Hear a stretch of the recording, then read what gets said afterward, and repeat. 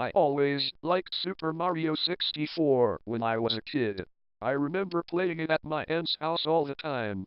Well, one day a pop-up appeared out of nowhere as I was watching gameplay footage on YouTube. I was a little startled and was about to close the window until I realized that it was a website showing of a mint-condition copy of Super Mario 64 for sale. There was a picture and everything. I usually don't trust these things, but the feeling of nostalgia overpowered me, and I wanted to buy it. The whole business was peculiar, seeing as how the owner of the game wanted the buyer to send an envelope containing $10 to an address on the site, instead of using something like PayPal. What made things even more strange was that when I tried to gain access to the website, I wrote down the URL after encountering problems with the game. The page was nowhere to be found. A few days after the $10 was mailed, I got a package containing the new copy of the game. The first thing I noticed when I opened the small box was that the official sticker with Mario flying in the air was apparently peeled off or something. In its place was a piece of duct tape with Mario crudely written on it in permanent marker. I felt a little ripped off, but as long as the game worked, I didn't care. I got out my Nintendo 64 and put the cartridge in. The screen turned on with a familiar Mario face that you could stretch and twist aimlessly. I remembered laughing all the time at the results as a kid and decided to mess around for old time's sake. I moved the cursor over to Mario 0 and pulled it to 11 proportions.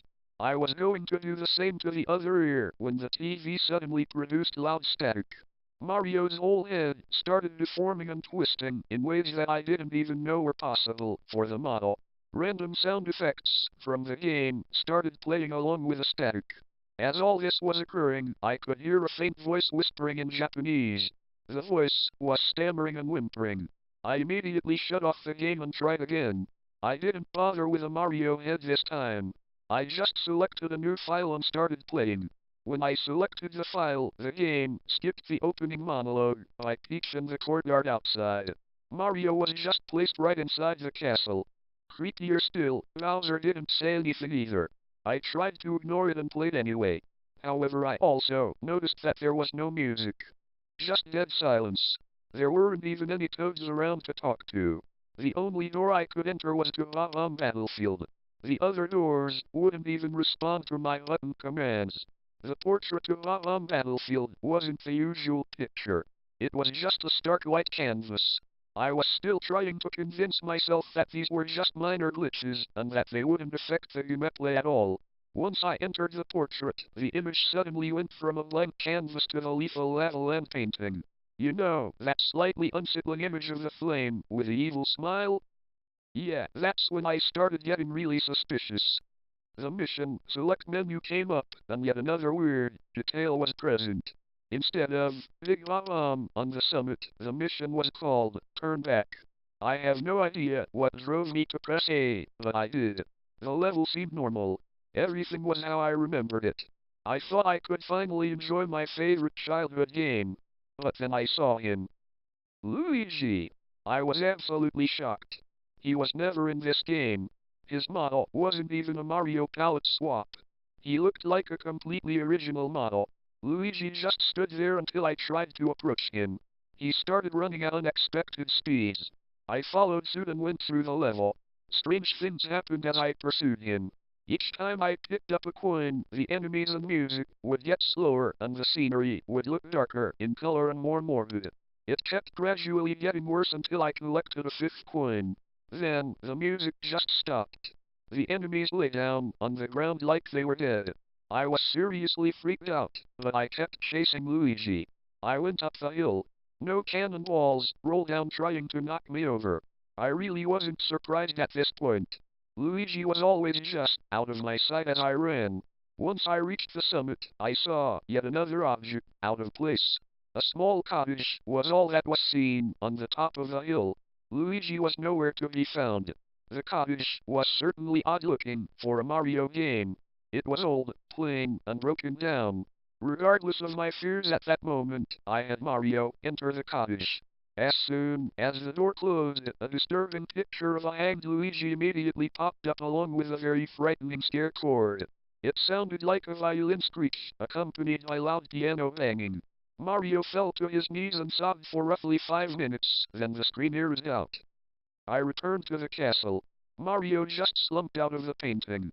The image switched from the lethal lava land portrait to the image of Luigi hanging himself. The room was different this time. It was now a small hallway. Toads with blank expressions and white robes lined the sides of the hallway. There was another painting at the opposite end that just completely and utterly scared me. It was a picture of my family. It wasn't even a photo from the time Super Mario 64 was released. It was a very, very recent photo. I remembered posing for it last weekend. I reached for the on/off switch on the N64. There was no way I was going to play this anymore. However, when I flipped the switch, the game was still on.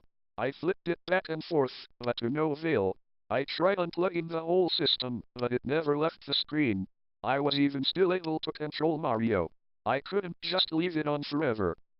So I kept playing. I went to the photo of my family and jumped in. Only one mission was available, of course. This one was called Run, Don't Walk. I selected the mission. Let's go.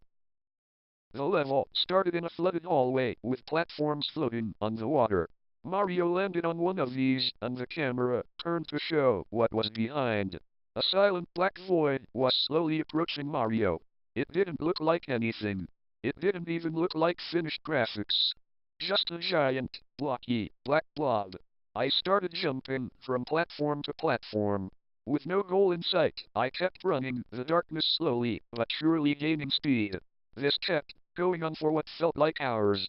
I was really doubting there would ever be an end. Mario was just going in circles. Finally, the black blob/void/thing caught up with Mario and enveloped him in darkness. He didn't scream or resist at all. It just consumed him. Mario fell out of the painting and back into the castle. I lost one of my 3 lives. The room was different now. Some of the toads were gone, and the painting looked different. My family and I were in the same positions, but our bodies were partially decomposed. It looked too real to be photoshopped. It looked more like someone just took our dead bodies and posed them. Regardless, I jumped into the painting again. Mario was in a small room. There was still only one mission available. It was called I'm Right Here. Spelled just like that. I selected the mission and prepared for the worst. Mario landed in a small, dark room. There was no visible way out. The room was empty except for a piano in the corner. I knew what that meant. I was stuck in there with a mad piano. I approached it and it started chasing me as always. There was no way to damage it, so I had no choice but to let Mario take damage. When he lost all his health, the usual death animation didn't happen. Mario just got mauled by the piano. He fell as his blood and guts spilled on the floor, and the camera panned to a top-down view of his corpse. A distorted version of the merry-go-round music from Big Boo's On played as the screen slowly transitioned from the in-game shot to a photorealistic sketch of Mario's dead body in the same view as the shot. It was very unsettling. I was crying softly as I gazed upon the image. I lost another life. The photo of my family was shown again.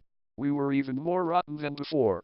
The view zoomed into the painting like I was warping again. I was greeted with a shot of Peach's castle from the outside. The castle was crumbling in ruin. The fields were on fire. The sky was pitch black. Bowser's laugh played on a loop in the background as children mockingly chanted, "You couldn't save her."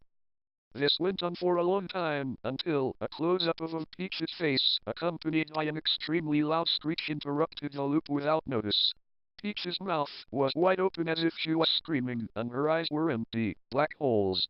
Suddenly, I was back in the hallway as Mario was once again ejected out of the painting. Now all of the toads were gone, and me and my family looked positively repulsive. Maggots were wriggling around in holes in our flesh. Guts were spilling out of our bodies. My dad's eyeball was hanging loose from its socket. It was too much to bear, but something still urged me to trudge on. I jumped into the painting with only one life remaining. This time, there was no name for the mission. Just a blank space where the title would be. I selected the mission, and Mario landed on a very small island in the middle of the ocean. There was a solitary sign. It only read, "Dive." I did just as it said and entered the water. The ocean was dark and empty. There were no fish. I wasn't even able to see anything in the water besides Mario. I swam downwards. I kept going for quite some time, yet Mario never ran out of breath. I counted roughly 10 minutes of swimming until I decided to go back up. Just as I turned Mario around, it came.